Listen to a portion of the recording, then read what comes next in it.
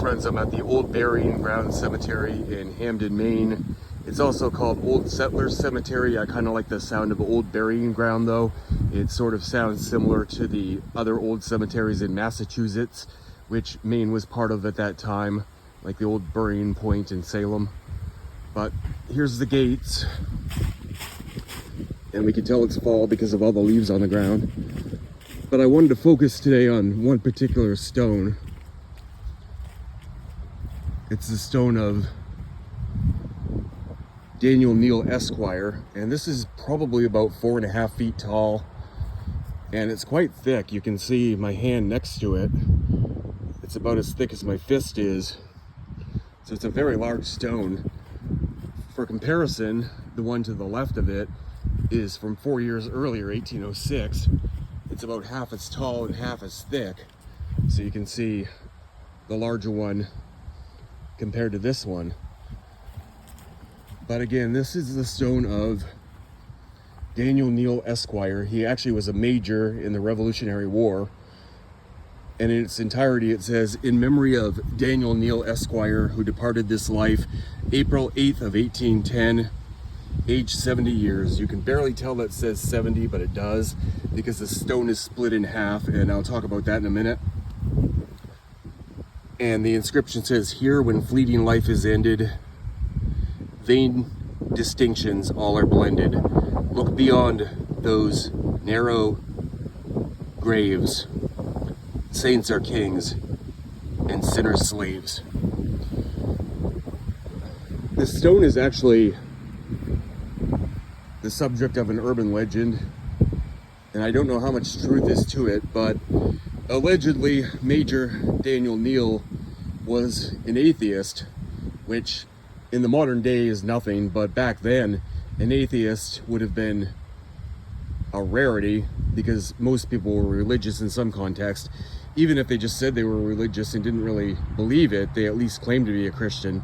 But apparently Daniel Neal was not a Christian, and on his deathbed he allegedly said, "Let him strike my gravestone."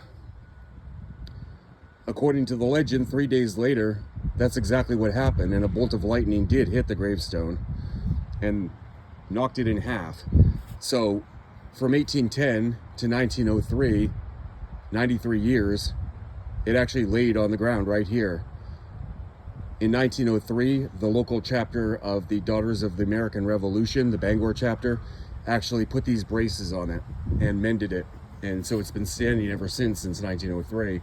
But walk around the side here, and you can see the other side of the braces on the back holding it up. Whether or not he said that on his deathbed, who knows? Whether or not he was an atheist, who knows? But the fact remains that lightning did strike this tombstone and break it in half. So that's really cool. I did get a hold of a copy of his probate papers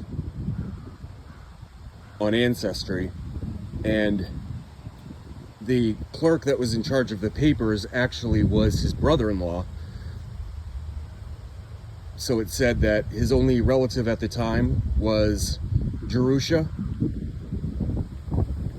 formerly Neal, who was the wife of the clerk who was preparing the will and probate papers.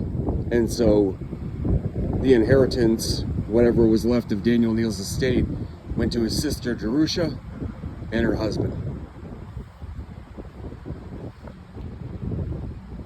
So thought that was really cool. If you search newspapers.com, Daniel Neal, Hamden, Maine, you'll actually see an oil painting rendered of lightning striking the stone, what it might have looked like at the time, and also the urban legend. It kind of reminded me of the whole myth of Captain E.J. Smith allegedly saying not even God could sink this ship on the Titanic. There's no proof he actually said that, but it's become part of the mythos, or the mythos, and this is part of the local mythos that Daniel Neal dared God to strike his stone, and happened 3 days later. So I thought that was a really cool story.